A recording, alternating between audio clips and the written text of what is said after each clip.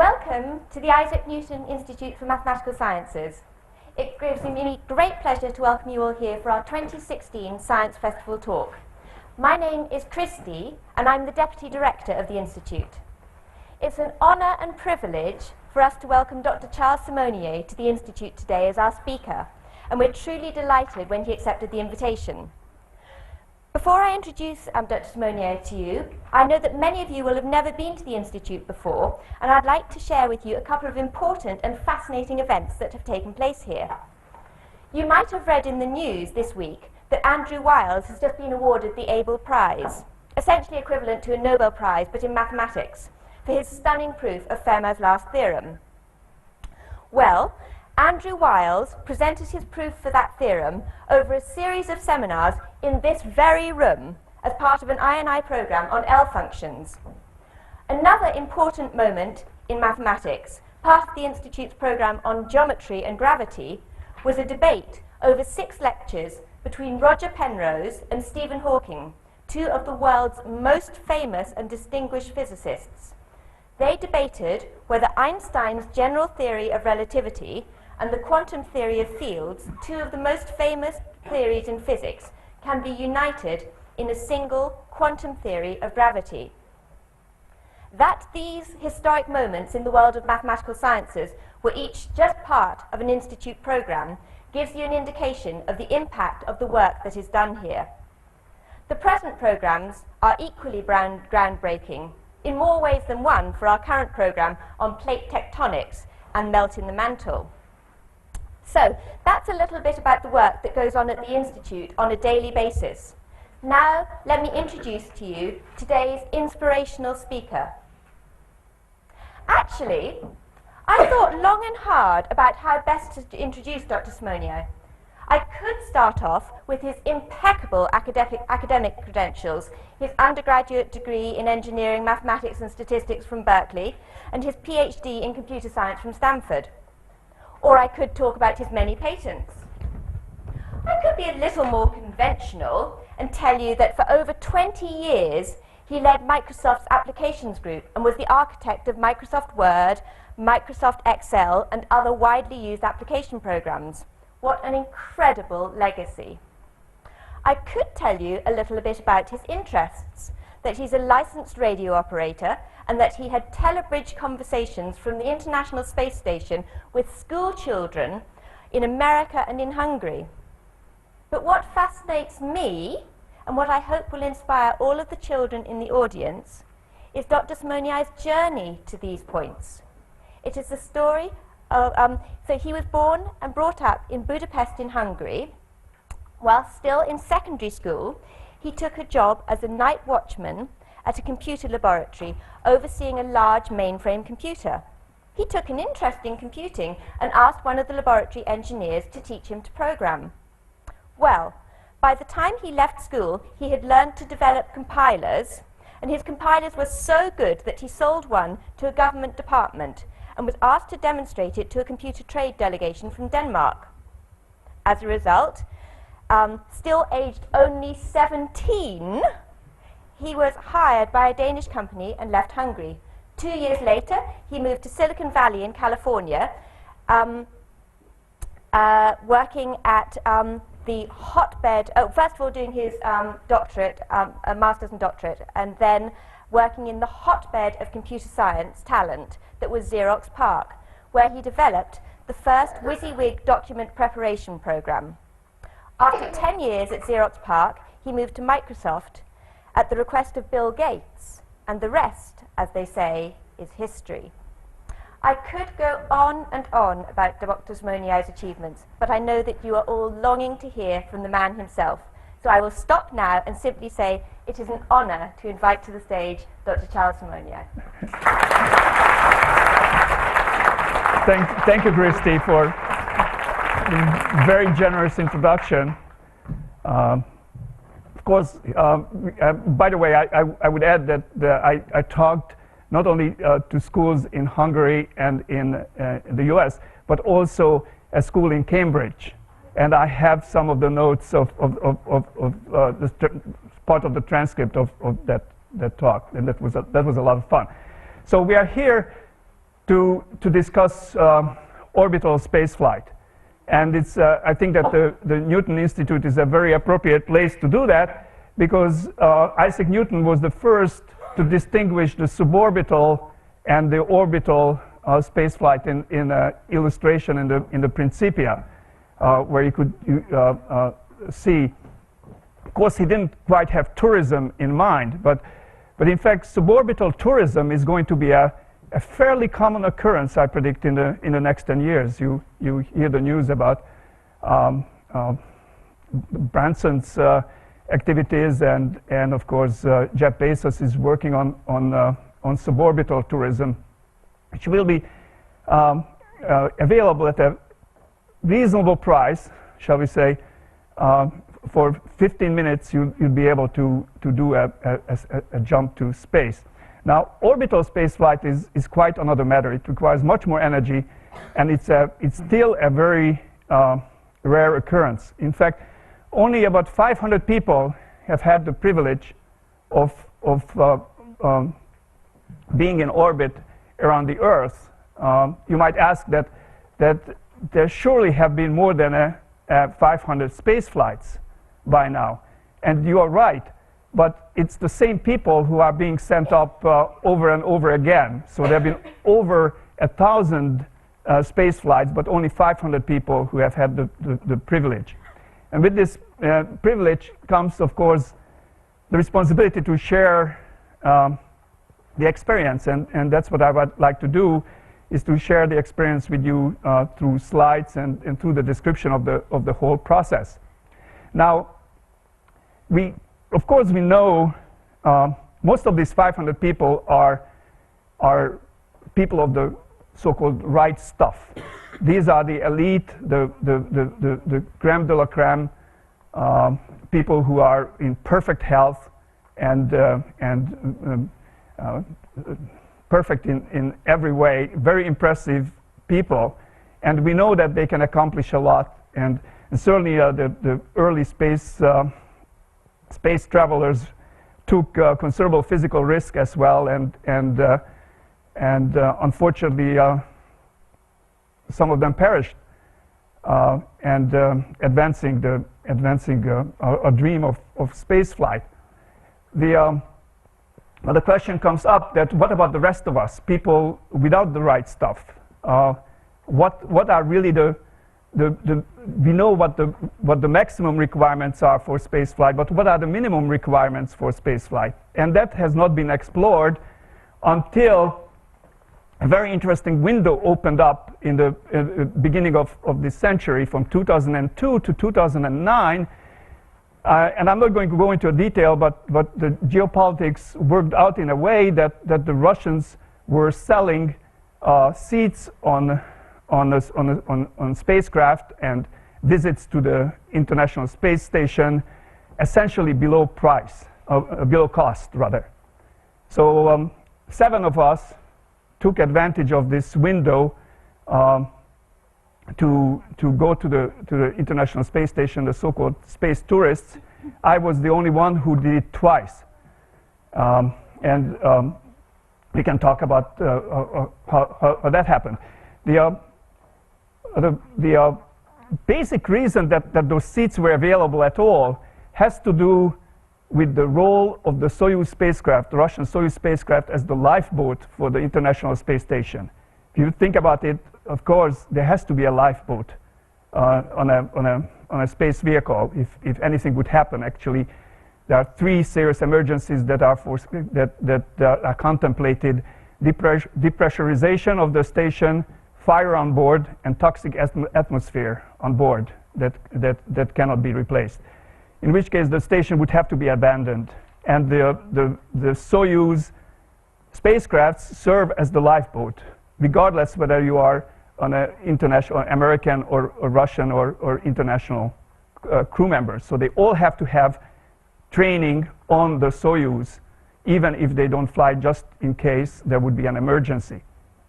Now, the Soyuz has a warranty for 6 months in space.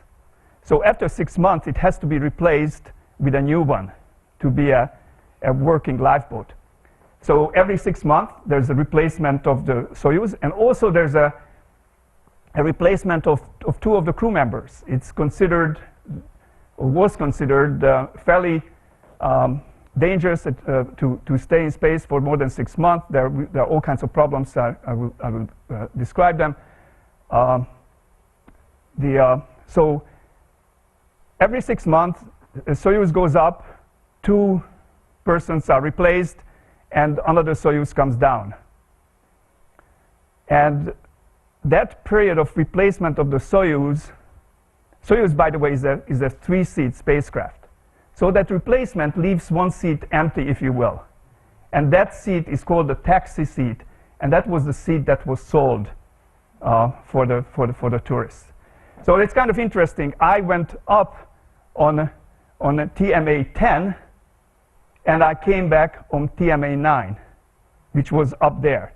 I went up with Oleg and Fyodor, and I came back with Mike and Misha. So all together, I've been on 4 different Soyuzes, 4 different crews, and visited the station twice. And of course, there's a crew on the station too, whoever stayed there. So I traveled with 6 different crews on 6 different space vehicles. Some of those crew members were American astronauts. Interestingly enough, they were all called Mike. It was Mike LA the first time, and then Mike Barrett going up the second time, and Mike Fink, Colonel Mike Fink, was coming down the second time. So that's basically the explanation of why the seat was available, and you can research what was the geopolitical situation that made it necessary for the Russians to raise money this way. But just as unexpectedly that this window opened, the window of opportunity opened, it also closed at 2:09. So I was very fortunate, made the quick decision of taking the opportunity to fly again. I knew that if I don't do it then, I probably wouldn't be able to go into orbit ever again, and it's probably not going to be possible for the next decade. So let's look at some of the details of why fly, especially why fly twice. The public reasons, one of them is to support space, and I said without the support of the space tourists in that narrow window, there was actually a difficulty of funding the Russian segment of the space station. And of course, the space station is a heritage of humanity, and I think it was good for the tourists to invest in that, to maintain it for that period. And popularizing science, I think, is also a nice public role. Having an amateur, if you will, somebody that you might relate to more than a hero, go to space and describe their experience from a point of view that is probably closer to your point of view than a professional's point of view.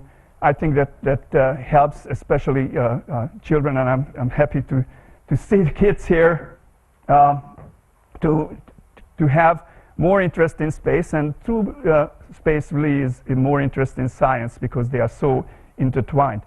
Now, privately, of course, I've been fascinated by space, like most people are. I never thought that such an opportunity would arise. Nobody has really. But when it came, it was fantastic to be able to take advantage of it. I always had this desire to learn about things in great detail. I mean, learn about things through books, that's one thing. And in fact, when I first got engaged with computers, that was because of my frustration that I didn't understand what those boxes were all about. And that frustration was relieved only when I learned every last bit about them, and I had this opportunity, and now I know a lot about the Soyuz and about the space station and the details of space flight, which I want to share with you. And you get an incredible health checkup, which is not necessarily a positive thing when you are symptom-free. And in fact, let me mention the dangers of space flight. The health checkup in itself is fairly dangerous. It's all the checkups are basically designed for people who are sick, and they can be quite invasive, and some of those invasive checkups might cause more harm than good if you are not sick to begin with. But at least I know that I knew at that time that I was pretty healthy. I got a little bit sick later on, 2 years after the flights, probably because of one of the invasive procedures that was involved catheters into my heart, and I got a blood clot at the place where the catheter was inserted. So, there's no way to tell if they were connected. They probably were. Now, the space is not a benign environment. There are two big issues with space. One of them is the weightlessness, long-term. This is for long-duration space flight. Especially now people are talking about going to the asteroids or even going to Mars. The lack of gravity, weightlessness in the long term it can be harmful. We don't quite understand what harm is done. We know that there is bone loss and muscle loss. The muscles probably come back. The bone, we are not quite sure. We are not quite sure how our tissues grow in weightlessness, and I don't know how we're going to find it out. And we see it in a question from kids. Radiation is, of course, the other problem. There's no atmosphere to protect you from cosmic radiation, and the radiation can accumulate over time. Again, that's a problem. Some people include even the solar radiation. Just the intensity of the sun is so intense. For example, the windows on the space station are covered with UV protection, but some windows for scientific purposes are very clear. And when you use those clear windows, you have to wear sun cream, even if you are looking at the Earth, because just the reflection from the Earth is strong enough to cause sunburn. The G-forces are not a big issue. Interestingly enough, it's part of flight dynamics, but weightlessness is a bigger problem than G-forces. The G-forces happen for a short period of time, and they are fairly easy to take for a reason that we'll see. And of course, there's a possibility of accidents. It's in the beginning of any new activity. I mean, when aviation started, there were many accidents. There are still some accidents, but they are very rare. I think the same thing is happening in space flight. I didn't expect any accident to occur, and I certainly didn't fear the accidents. What I feared more than anything were the doctors, both in what they can do to me, and also that they can say no and prevent the flight. Just to give you this is my checkup. You don't want to just be impressed by the length of these things. By the way, I lost consciousness twice in that list, and had I been applied for a professional position, I would have been rejected out of hand. But now the standards completely changed. Instead of from the point of view of the organization, instead of having an incentive to reject the applicant, they have an incentive to accept the applicant. So despite when I lost consciousness, it was explained, oh yeah, we gave you nitroglycerin and we don't do it to healthy people, and this is for the heart. Nitroglycerin lowers your blood pressure, and people who are sick, they take it. But if you're healthy, you take nitroglycerin, your blood pressure goes way down and you pass out. So, but I wasn't rejected. It was all explained away. And I had two good flights. And some papers, scholarly papers, were written by the doctors talking about people with particular problems that, I had a problem called PVC, preventricular contraction. And nobody with PVC has ever flown in space before. And now there's a paper saying that PVCs are not a big problem in space. And 20% of people have PVCs. So that kind of expands the set of people who are considered for spaceflight. And I think that amateurs, in some sense, you give your body to science. And one of my experiments, so-called, was to give blood before the flight, do a space flight, and then give blood after the flight. And my blood is just as good as the professional blood, or even, well, I don't know if it's good, but it's a data point. And in fact, it's an interesting data point. It's a data point that may not have been considered before. So I think that in that way, we are actually have made contributions as well. The training was a big part of the adventure, if you will. In fact, the training was the only one that was guaranteed. The flight wasn't guaranteed. If I were to fail, especially the medical tests, I wouldn't be flying, but I would be left with the experience of training. Training was 8 months. The flight was 2 weeks. And then the second flight, they let me fly after 3 months of training, which was a big deal in the decision. Doing the 8 months again would have been quite difficult. We discussed these things. So this is Star City. The training took place in this campus.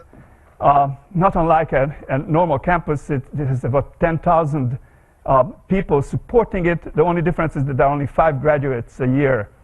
The cosmonaut trainees. It was established in the 60s in I would call a walled community, except instead of walls, there are barbed wires, double, where dogs were running in between the wires, protecting the secrecy.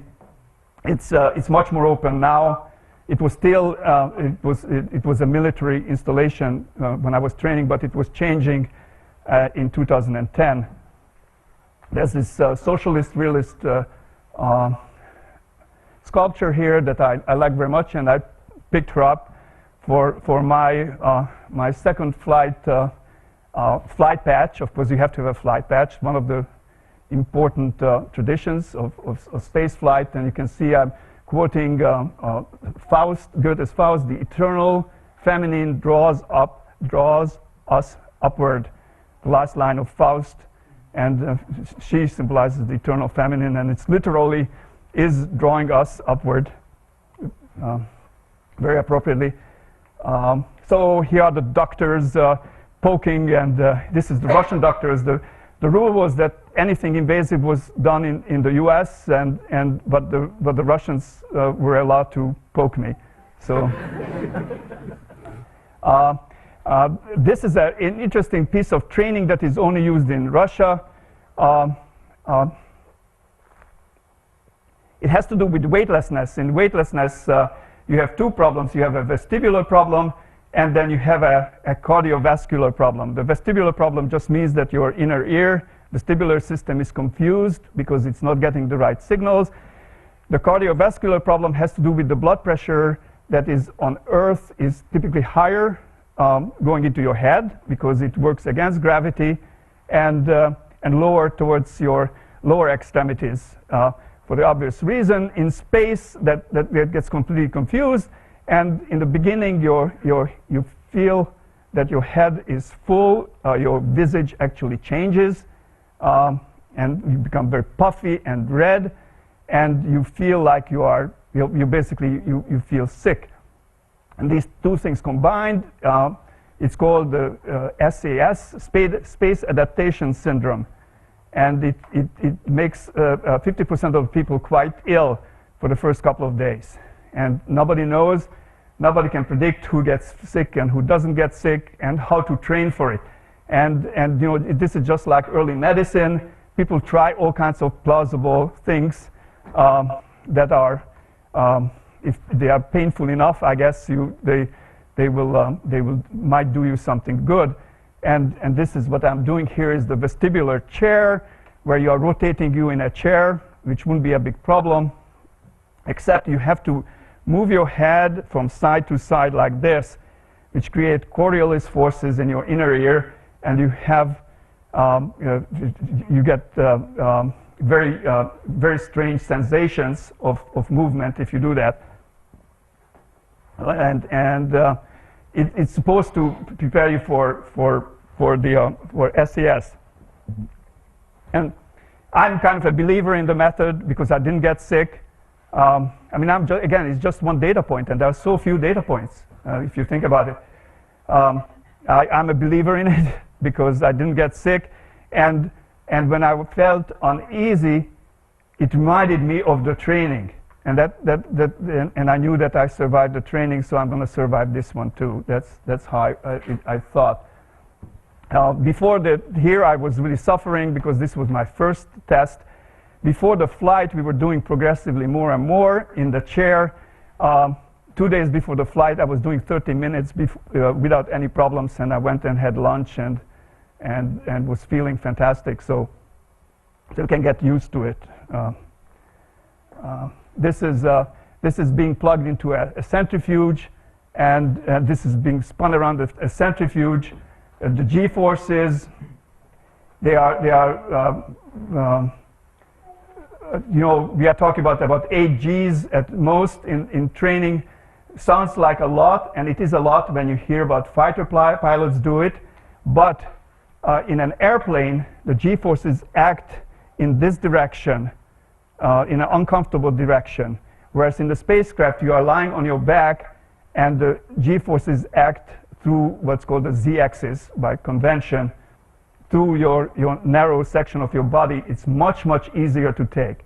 So, for example, we don't wear G-suits, and it's quite comfortable, and it took me the experience to believe that is true. I was told that it's true. That was one of the aspects that scared me the most, is to fly, to take 5 to 8 Gs without G-suits. I knew that I couldn't do that in an aircraft. But because of the opposition and the direction of the acceleration, it's not a problem at all. Russian language is quite a problem. Russian language is quite complicated. It's a beautiful language. I would say that a third of my training had to do with just learning Russian. I was lucky. Growing up in Hungary, I knew the Russian the Cyrillic alphabet from my elementary school. And I love learning languages, and it was a great time. I wanted to know the Russian so I can follow the checklists, and I understand all the signaling in the spacecraft. The spacecraft is all in Russian. The International Space Station is both in Russian and English. So the signage is different in those two areas. Of course, we trained with a trainer. That was probably 1/3 of the activity. So Russian, 1/3 is physical activity, and 1/3 is a theoretical activity. And this is a typical classroom at my college. And you see these wonderful wall posters that are probably still from the 60s. That illustrate the different systems. They are very informative. And here is one more that illustrates the life support systems of the Soyuz spacecraft to a great detail. And you can see that the logic, if you look at these switches and relays there, that represents the logic of the life support system. It's, instead of being described in software, it's described in the hardware as it was done in the 60s. Of course, this tradition and just the long background of the spacecraft really made it very robust, and you knew that it was tested many times.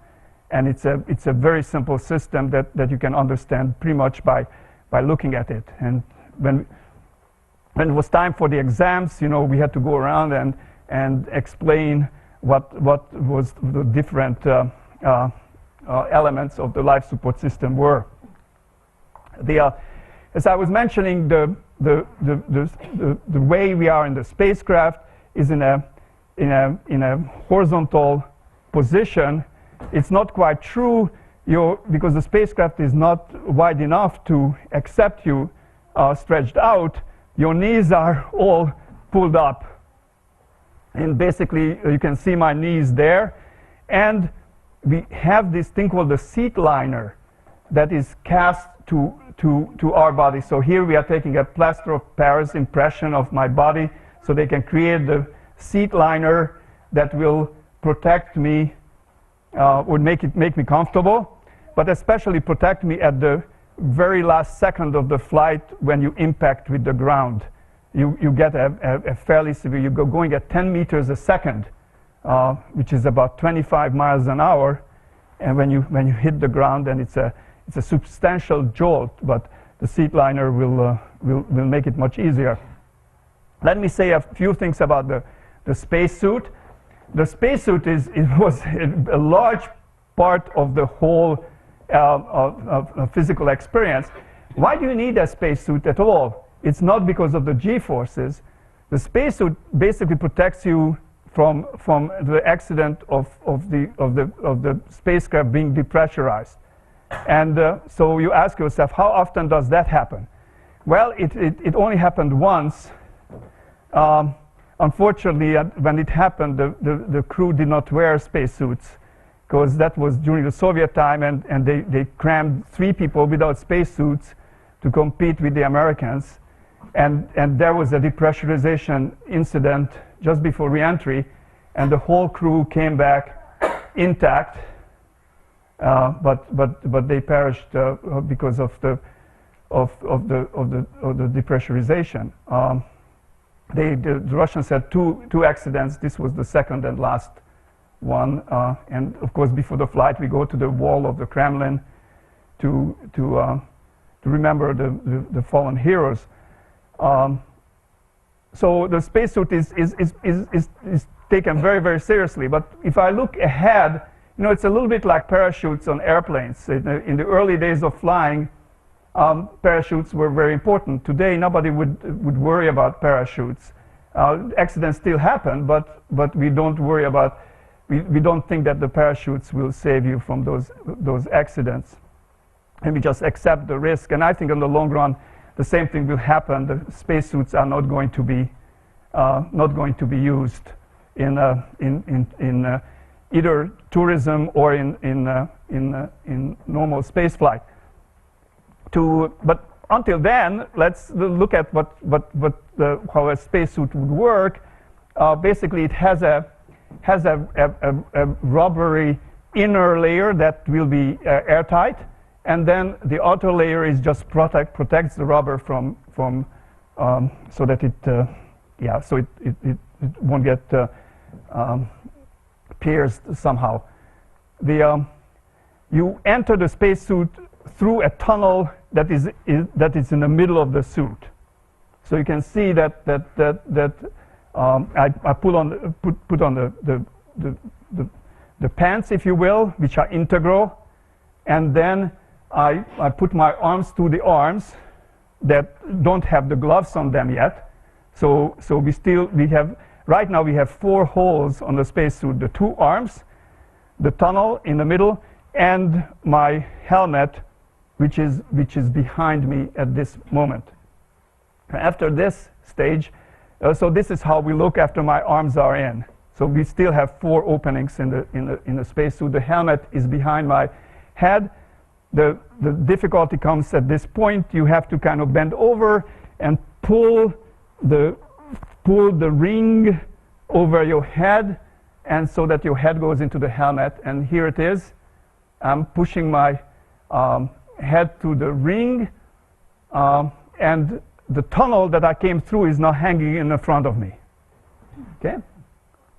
The helmet is integral to the suit, so it will close like this, and it will seal hermetically in front. And what I'm doing now is we are sealing the entry tunnel. And the way you seal the entry tunnel, because it's kind of this rubbery material, you kind of gather it up and make a sausage out of it, and then you use 2 rubber bands, surgical rubber bands, to seal it.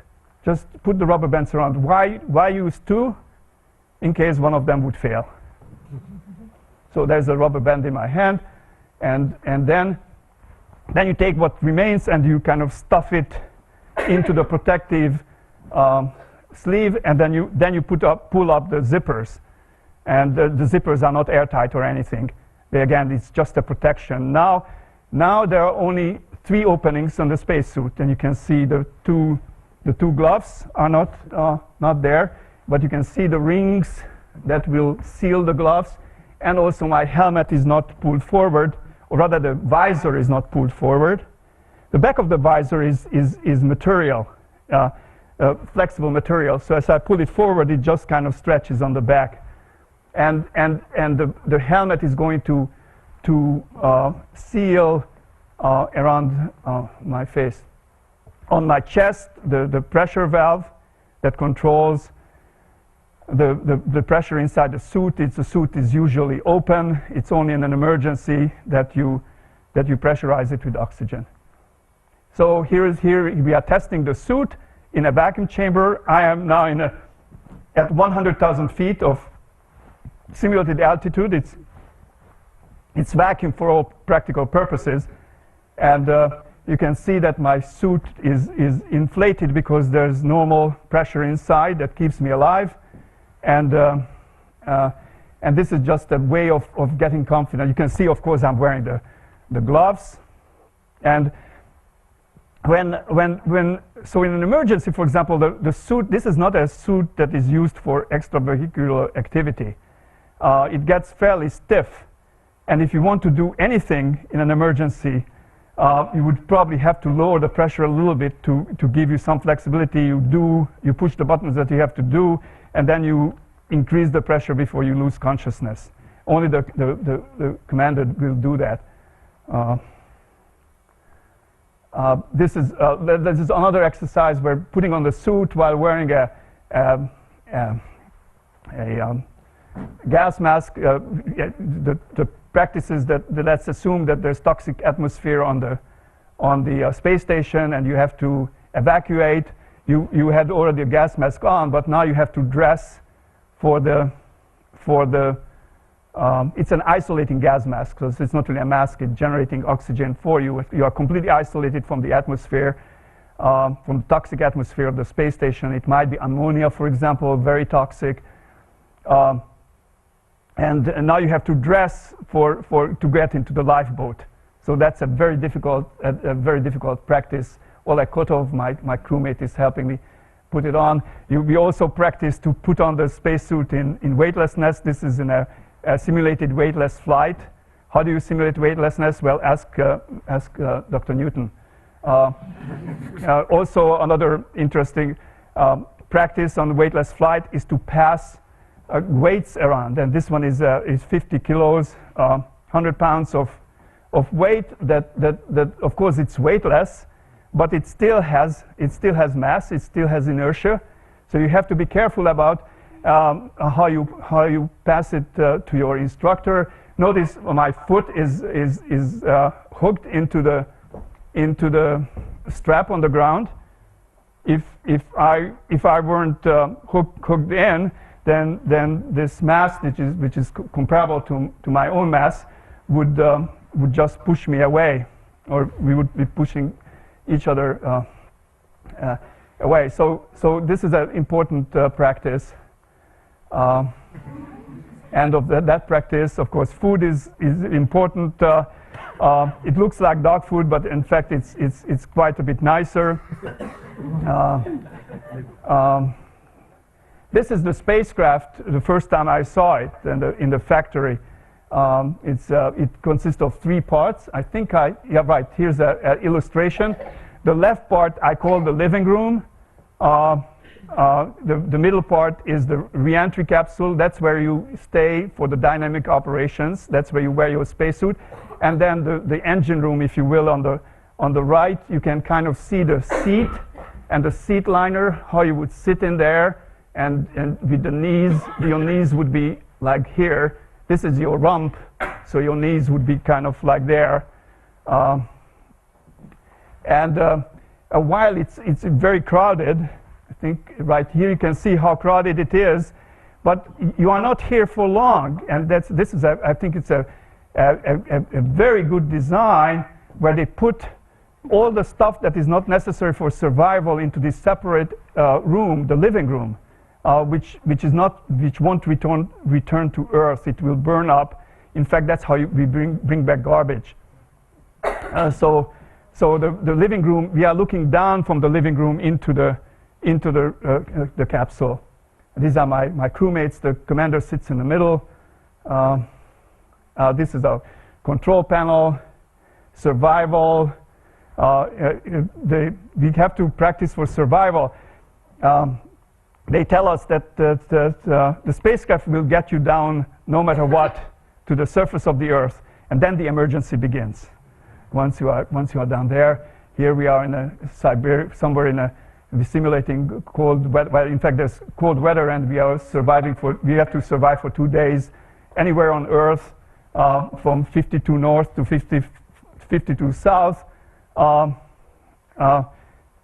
Given all the supplies that we have, which includes 10,000 square feet of parachute nylon that you can use to build, for example, a teepee, and we also have a very nice kit, survival kit. I mentioned the cardiovascular problems with weightlessness. This is now we are in a few days before launch, and I'm back and my crewmate, and we practice for the time when the blood will go into our heads. And so there's a particular regime where they put you into this position for 5 minutes, in a different position for 5 minutes, and so on and so forth. All enforced by the doctor in the corner. This is the visiting the rocket. Now we are only 3 days away from launch, and the rocket is ready to go. It's basically in a flatbed railroad car that we will take it to the launch pad. Here comes the train to the launch pad. People are standing around, putting Copex on the rail for good luck, getting smashed by the engine, and then it gets erected the day before. It reminds me of the obelisk of Luxor in Paris. There's a beautiful drawing on how the obelisk was erected, and we still do that. Our breakfast just before lunch. We get an animal also. The pressure testing the spacesuit. Notice the white gloves. We get the white gloves just to be able to wave. And that's a different glove that's taken off just before we enter the spacecraft, and we get a different glove that doesn't look that smart. But this is a tradition, of course. We're ready to go. So the launch, everybody feels that this of course it's a fantastic experience looked at from the outside, and I've seen it twice from the outside before this launch, and it's noisy and amazing and in some sense violent when you're looking at it from the outside. From the inside, it's completely different. It's very quiet. You don't hear the noise, and the G-forces are very mild. If you think about the rocket is full of fuel, so the acceleration is the least of all times at launch, because the thrust is working against the largest mass. So you feel like you are in an elevator, and the dark elevator, and the elevator just kind of started. You feel this gentle push. Maybe I would compare it with if you've flown helicopters, as the helicopter takes off. If you close your eyes, you feel that push. And if you think about it, imagine that you had a sports car and you put it into first gear, and you step on the accelerator, you would feel this push, of course, and assume that you are gaining 10 meters per second every second. That would be 1 g, roughly. But if you, it takes 8 minutes to go to orbit. So let's call that 500 seconds. In 500 seconds, just with 1 g, if you multiply it, you will already going at 5,000 meters per second. 500 times 10 meters per second. So it's a little bit more than that, but not much more. For example, it's at 20 meters per second every second. You would, at 2 g's, you would be more than in orbit. You would go to the moon. So it's less than that. That's all you need. And so a car that you could put into first gear and it would stay in first gear would take you to orbit. Unfortunately, usually a car kind of, you run out of RPM, you know, when you hit, I don't know, 40 miles an hour. But so you have to go into second gear. But if you could stay in first gear, you could go to orbit. Okay, here's the rocket. This picture was taken by my brother. So you can get this close to the rocket, and it's safe. It's not different than going to the airport and seeing an aircraft take off. The amount of fuel on board is not more than a fuel in a wide-bodied transport that is going to, you know, going across the ocean. So we will get used to it, I think. And here I am in orbit. The visor is open, and we are weightless, except that we are still in this crowded area. The Earth is outside, looking out my window, and this is what I'm sure looking at it. This is the checklist. You're going through the different points. I think of it that this is the score of the opera, and I'm playing timpani. In fact, I play the triangle. So, you know, every half an hour I have to go ping, you know, turn a particular valve that is closest to me. That of course they could also turn it in case I failed to do so, but they would have to get out of their seat and all that. So yeah, I did play and in the score I highlighted my little parts. You know, I'm sure that's what timpani players do too.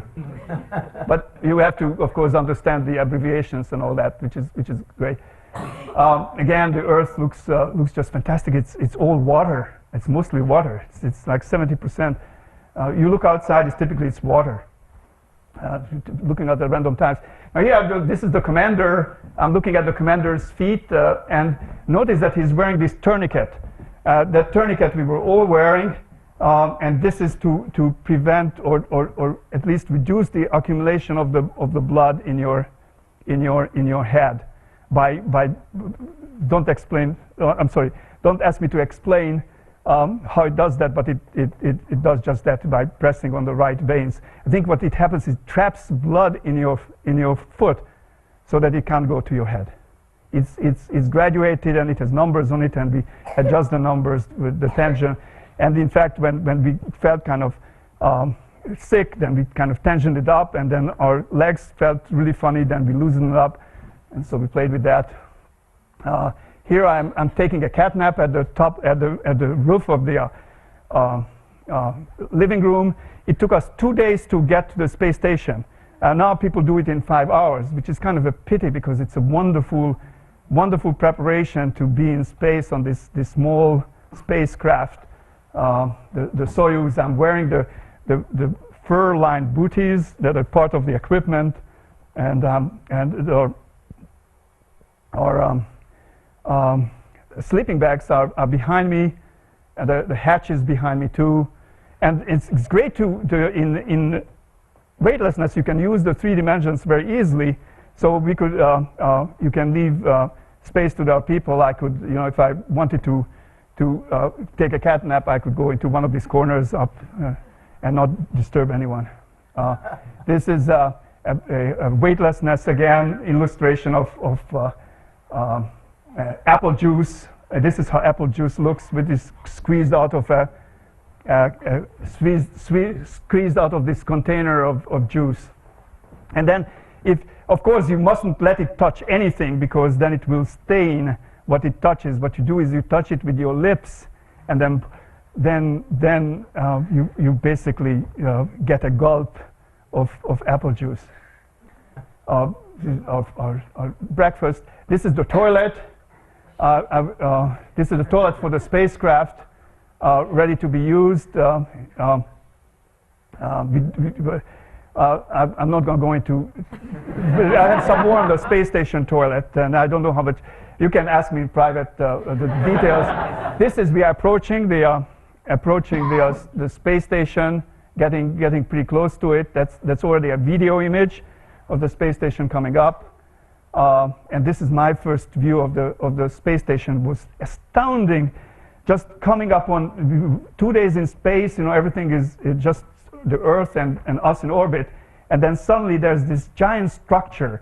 It's as big as 3 city buses, one after the other. I think this is not done. This is a standard picture, but illustrates the space station. It's 3 city buses, one after the other, and then all these appendages that look very fragile. Of course, you can build like this in the weightless environment, but it's an enormous structure, and the colors change constantly. We just arrived at sunset, and the colors are changing very rapidly. It's 16 times faster, the sunset, than on Earth, because it takes 90 minutes to go around, so everything happens 16 times faster. And the colors change, and it's like going into a modern opera. The lighting is I mean, it's very theatrical. The whites are brilliant white, and then the colors can get very deep. So here we are on board of the space station. This is the Russian segment. The dining table is on the left. Lots of garbage bags, food rations on the right. Looking now just turned around, and it's looking forward.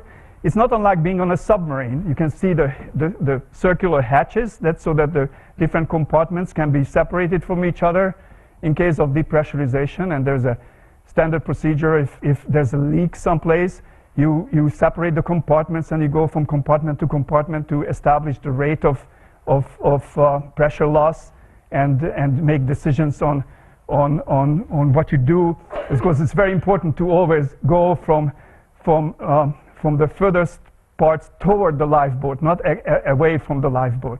So you have to. The procedure calls for toward the lifeboat, measuring the pressures. This is the American segment. It looks more like what you see in the movies. But that's not where people eat, and that's not where people go to the toilet. So here is where people eat. And notice, for example, the use of sticky tape to the cutlery is simply stuck at its end to the sticky tape. It's duct tape, and it's pretty much all improvised, because whatever is designed on the Earth probably didn't work in real life. And this has been in use at this point for over 7 years. So it's kind of well used. If you look at the walls, they are stained. They are Velcro walls, but every time a little piece of juice gets loose, food particles are not a problem. You can always catch them and eat them, but juice, when touches anything, that will stain it, and it will stay there forever, and you cannot just rub it off. So it's again another view of our dinner. Looks a little messy. There's a sleeping bag in the background. A Japanese astronaut is taking some water for rehydrating food. This is what's behind the panels. The rat's nest of wires that keeps the station alive, as you see. And then, of course, little icons and crucifix left there by various crews. This is the toolkit. As you see, again, it's pretty much improvised. Lots of use for the various qualities of tapes. Duct tape is very useful. It's a tool holder that is improvised from styrofoam, just like you would see in a garage. This is water in a container. I practice, of course, yoga and learned to levitate. This is Michael Turin, and he's been up there for 6 months, but he was very fond of these pants, so he was mending it all the time.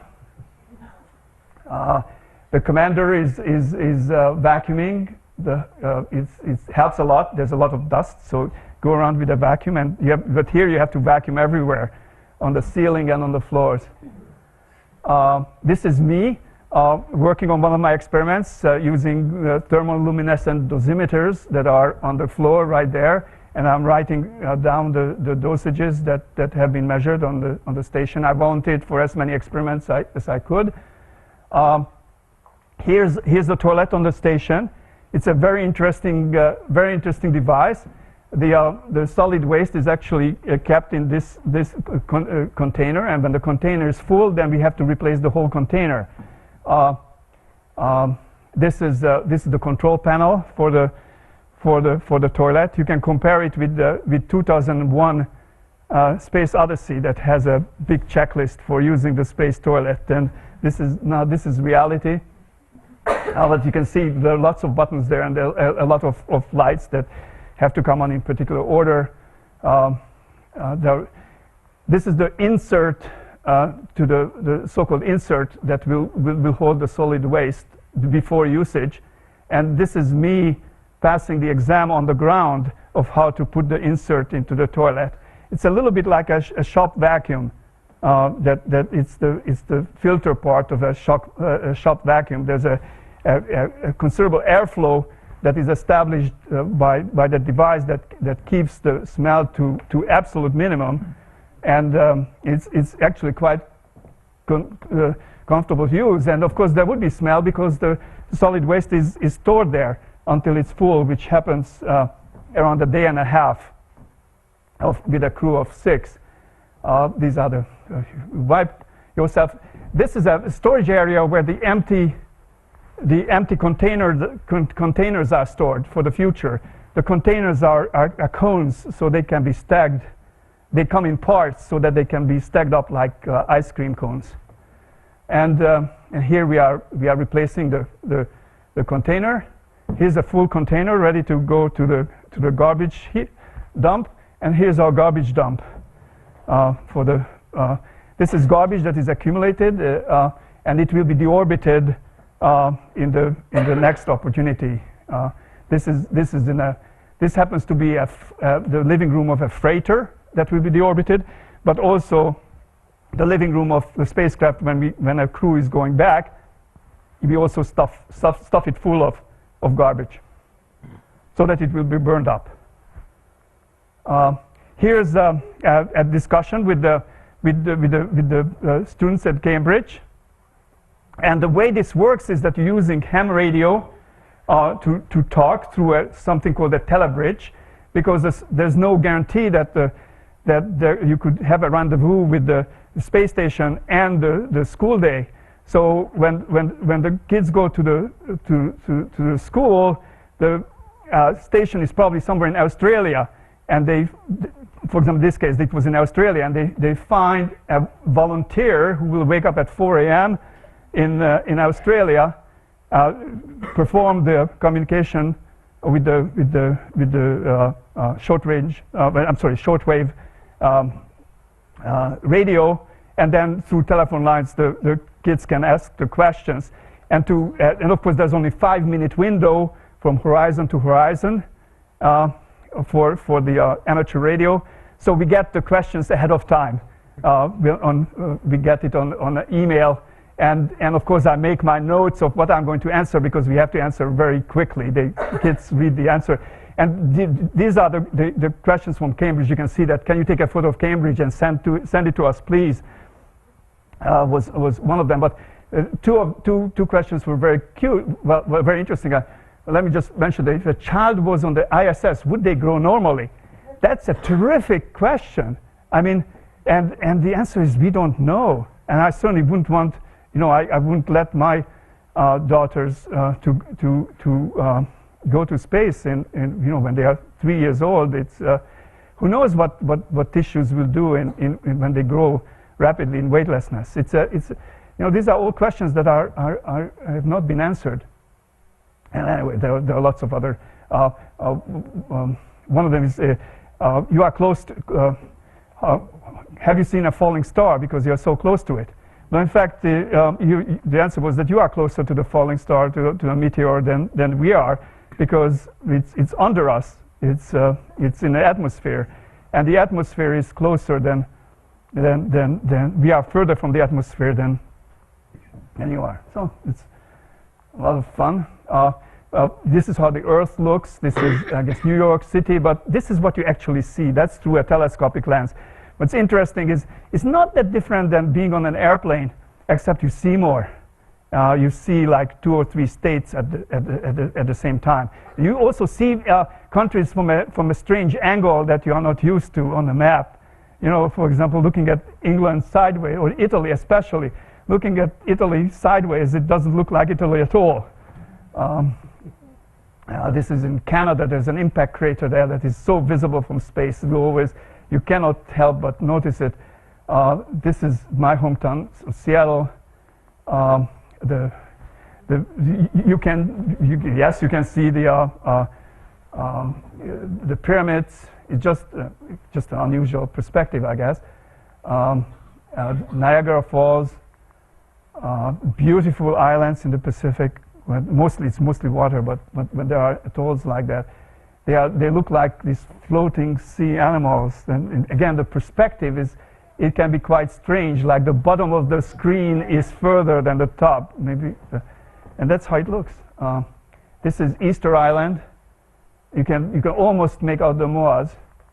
The Bahamas, Dubai, and then you see this fantastic whirls in the atmosphere, the structures that again you don't notice at ground. And this one reminded me of that picture. Of course, this shows the sky, the other one shows the Earth, but it just shows that nature is reusing these fractal structures. And that's Paris at night. At night, there are 2 things that really stand out. The cities stand out. In fact, the whole countryside, it looks like the brain in a way, that the cities being the cells, and then there are these thin lines going every which way, connecting the light of the cities. This doesn't show that, but you can imagine the little axons that go out from the cities, the highways. Lightning is another thing that is amazing from space. They are much more extensive and much more synchronized than you would imagine. A sunset, again, I said it goes 16 times faster. This was taken by Fyodor Yurchikhin, but it's a volcano in Kamchatka that was just smoking there. I got never mind. I've got this membership. This is the right, the golf and space station golf and leisure club, signed by the commander of the space station, and stamped on space. There's a beautiful stamp that the space station has, and people go and stamp everything in sight. I stamp my passport, for example. So now we are ready to come back. To come back, we are wearing this corset. It's not a G-suit, it's a corset. This is so when we come back, we are not going to faint, because now the blood is going to go to our feet, because it's not pumping enough into our head. The heart gotten used to the weightlessness, and so our head's not going to get enough blood. And what happens? You lose consciousness. And my doctor said that when I went to a toilet after the flight, he came with me and said, "Please sit down, because it's dangerous." And so I sat down, and then he told me that I lost consciousness, just urinating. So here's the just before landing. We are coming down at 10 meters a second.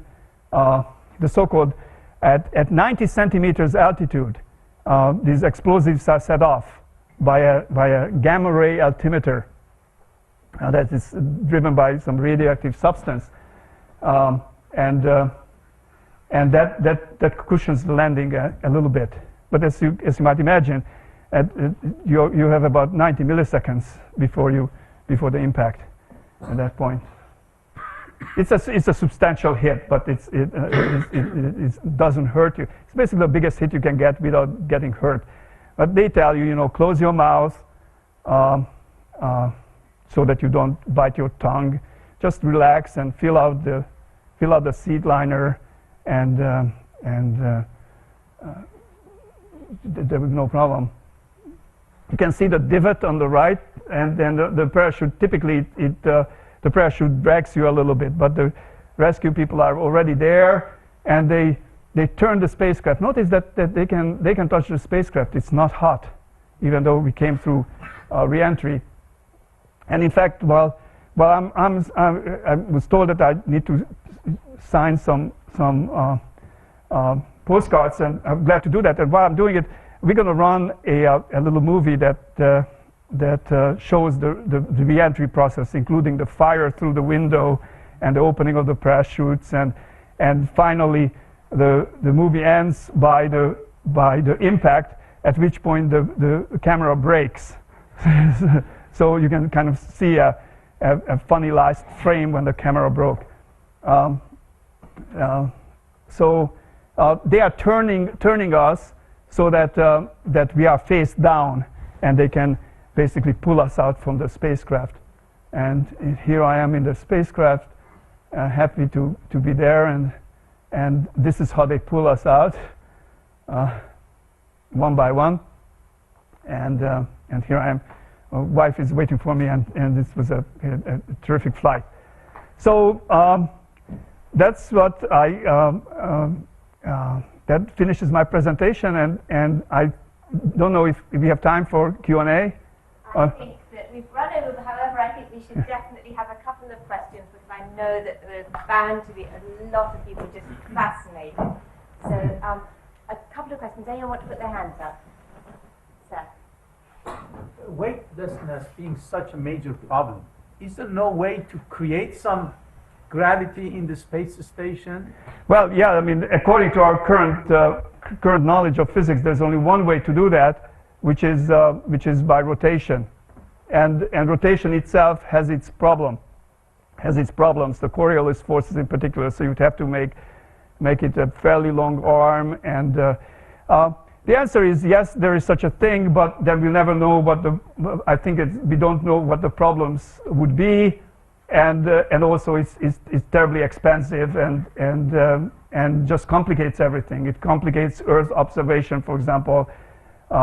Right now, the space station is synchronized or stabilized with respect to the local vertical. So it's actually turning as it goes around the Earth, and it turns 4 degrees every minute. It's a very slight turn, and it requires, of course, wouldn't turn by itself, being in an inertial frame. So it has to have controlled gyros and other mechanisms, not necessarily thrusters. Thrusters would be the last thing that you do, because you lose thrusting material. But you use the magnetic field. You interact with the magnetic field of the Earth. You interact with the solar wind. Given that you have these giant solar arrays, they actually work as sails, and to a small extent. But you need only a very little torque, and big control moment gyros that stabilize it and turn it continuously. And I tell you, sometimes I had this feeling that I can feel that slight turn. I mean, it's 1 degree every 15 seconds, so it is turning. But for example, if the whole thing would be rotating, everything would be out of kilter. You never know where the Earth is. You never know where the star. You couldn't do much. So I think, but if you go to Mars, I mean, if you look at science fiction movies, or they always rotate things in order to generate some sort of gravity. And I think that's, until we find artificial gravity, hopefully, then that's what we have to do. Thank you very much. Do we want to have one more question? Yes. Dr. Simonyi, can I ask you, without wishing to be indiscreet, given that such a trip obviously is not available on lastminute.com, how much did such a trip cost? We are talking about tens of millions of dollars. Tens of millions of dollars. Yes. Which is way below cost. Yeah. So, on that note, can we just say thank you so much to Dr. Simonyi? That was a fascinating. Thank you. Thank you.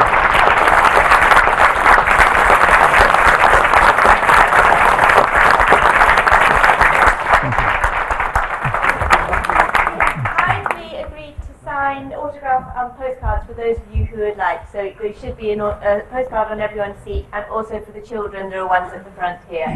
So thank you very much, and enjoy the rest of the Science Festival. Watch out a bit.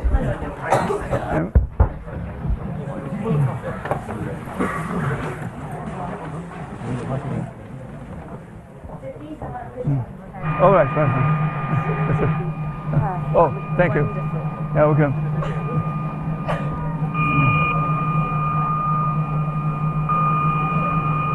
Oh my word. How are we going to do this? Wait. Huh? No, I can walk by, I think. Okay, but let me do this. No, thank you.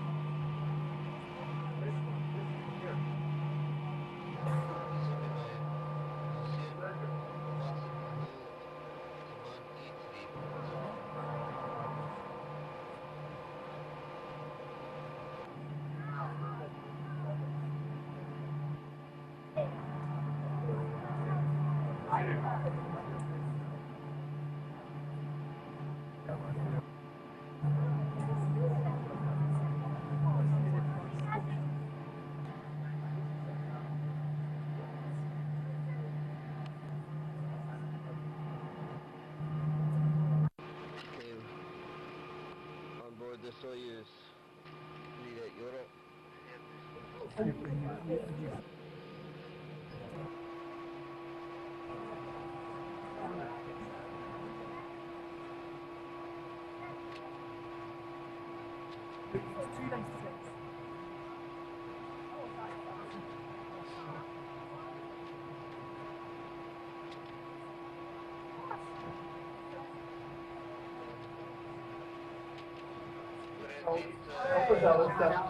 Летит 49 секунд, пилот в норме.